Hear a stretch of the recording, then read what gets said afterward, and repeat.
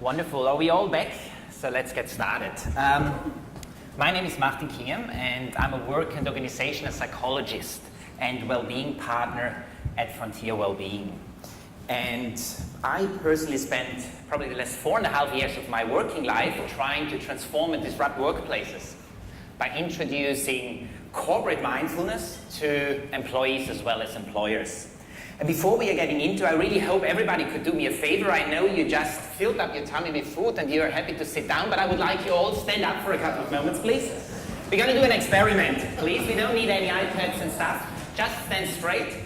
Now what I would like you to do is place one of your hands onto your chest region and your second hand onto your belly region.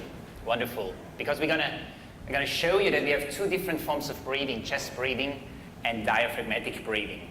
Next, what I would like you to do is deliberately inhale through your nose.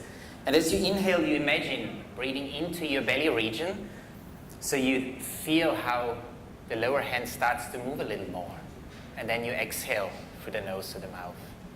Again, slow rhythmic inhalations into the belly region and slow rhythmic exhalations. Inhaling, 2, 3, 4, and exhalations, 2, 3, 4. Inhalations, one more time, 2, 3, 4, and one more time, exhalation, 2, 3, 4. Thank you very much. Thank you for participating. We can sit down again. So, the title of my presentation is 4 seconds might change your company.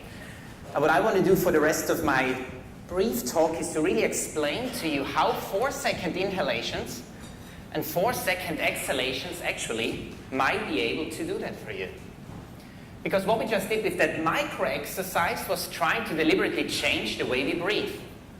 We deliberately tried to shift away from short and shallow chest-related forms of breathing towards a much slower, deeper, more rhythmic diaphragmatic form of breathing. And by changing the way we breathe, we automatically change the way our heart is working. Why? Because of the changes of pressure in our lungs, our heart must respond to that by changing the blood pressure, which is achieved by changing the heart rate. So what that means is if you breathe short and shallow through the chest, your heart rate goes up. Whereas if you breathe long, slowly, and diaphragmatically, your heart rate starts to go down. And for all the technology nerds who are having Fitbits or wearable monitors or whatever, you might have seen changes in your heart activity. And those changes in heart rate actually automatically cause changes in the activity of your autonomic nervous system, your ANS, which largely determines what kind of message is currently being sent from your body up to the brain. And again, to bring it back to the breath, if you breathe short and shallow through the chest, predominantly aroused messages are being sent from the body up to the brain, whereas if you breathe slowly and deeply and diaphragmatically, the 4-second breath, predominantly calming messages are being sent from your body up to the brain.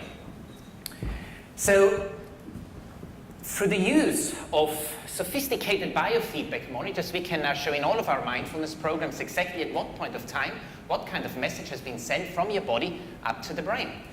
If you look at that, that's a test report from a client of ours that shows the green areas indicate exactly when there were largely calming messages sent from the body up to the brain, whereas the red areas indicate exactly when largely aroused messages were being sent from the body to the brain. And again, to build a bridge to that micro exercise we did, short and shallow forms of breathing would cause those red spikes, aroused messages, whereas the 4-second breath, slow and diaphragmatic breathing, would have caused those green spikes, are calming messages being sent to the brain. And I can see from the read of the faces from some of the people in the group, they say, why do we talk at Daze of Disruption about the breath? Why do we talk about those changes in heart rate? Why do we need to know about those changes in the kind of messages that are being sent from the body to the brain? Oh well, because depending on what kind of messages your body is sending to your brain starts to make fundamental changes in the way it works. So if there are currently largely aroused messages being sent up to the brain, all in a sudden, the brain starts to lose access to the prefrontal cortex, which from an evolutionary point of view is the most recent part of the brain, which allows us to do all that high-level thinking stuff. Strategic thinking, rational thinking, big picture thinking, creative thinking, okay? And as we start losing access to our neocortex, we are much more likely to rely and to use our emotional brain or even our reptilian brain, which from an evolutionary point of view is the most ancient, oldest, most basic part of the human brain. Whereas if there are lots of calming messages coming from the body up to the brain, we gain more and more access to the neocortex, more and more access to the part of the brain, remember, that allows you to think strategically, to think clearly, to think creatively. And if we want to talk today and tomorrow about disruption and being transformative, we want to have full access to that part of the brain. We need to have full access to the newest part of our brain. And through the most recent evolution of wearable technologies, which is not anymore just, biofeedback, but actually neurofeedback, where we can in real time measure brain activity and see how the breath impacts the activity of the brain. We can now see if the brain is at the moment fairly focused or distracted, if the brain at the moment is hyperactive or if it's fairly calm. So we can literally quantify and measure how the way you breathe can transform the way your brain is working, which therefore can transform the way your mind is working, which therefore has an impact how you think. So I know it's a lot of science, it's a lot of content, and I'm a nerd and love to talk about that stuff, but I'm very aware of the little time that I have. So I want to summarize it now. I always call it the story of the breath, or the domino effect, kicked off by the way we breathe. If you learn to control your breath 4-second in and 4-second out breaths, you automatically cause your heart rate to slow down, which automatically causes calming message to be sent from the body to the brain, which therefore ensures that you have optimum access to the newest, most creative part of your brain. And knowing and understanding how important that is, I stopped talking about science and content. I want to spend the last 3 minutes, the bell girl, or do I have 3 minutes? Yes, I have 3 minutes. So for the last 3 minutes, I want to really guide you through a mindful breathing exercise so that we can make sure that your body and your brain is in the best possible state for the rest of the afternoon and for the rest of the conference. Okay? So please, for the final 3 minutes, please get comfortable. So what that means is you can put all the things down. Just sit stable and upright, please. If you still feel a little bit of tension because you had to rush in to be on time for that session, roll your shoulders. So ease your upper body, there shouldn't be any tension. Wonderful.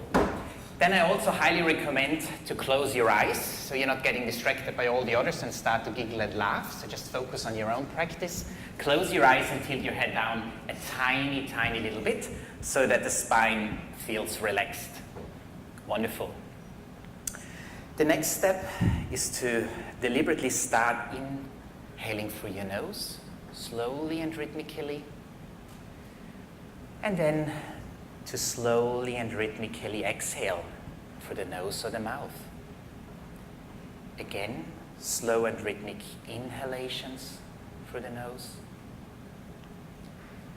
And slow and rhythmic exhalations through the nose or the mouth.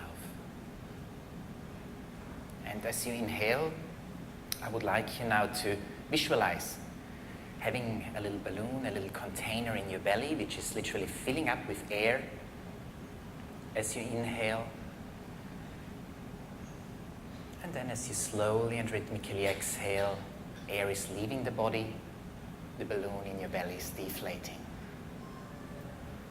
Again, slow and rhythmic inhalations. Belly is expanding in your abdomen. And slow and rhythmic exhalations, the belly is deflating. And if you get distracted, because you start to think about something else, you start to think about a previous presentation or about the next talk, just for the purpose of the exercise, for another 30 or 40 seconds, just grab your attention and bring it back to the breathing, to really make sure that you focus on those slow inhalations and slow exhalations. Make sure that the body is sending calming messages up to the brain. And you have now full access to your cortex, your high-level thinking brain. Again, as you inhale, all you do is concentrating on your next in-breath. And then as you exhale, you focus on your next out-breath. And then, when you're ready, you can take your time, you can open your eyes, and bring the attention back into the room. Okay, thank you very much for your attention. Don't forget the breathing over the next 2 days, okay? Thank you.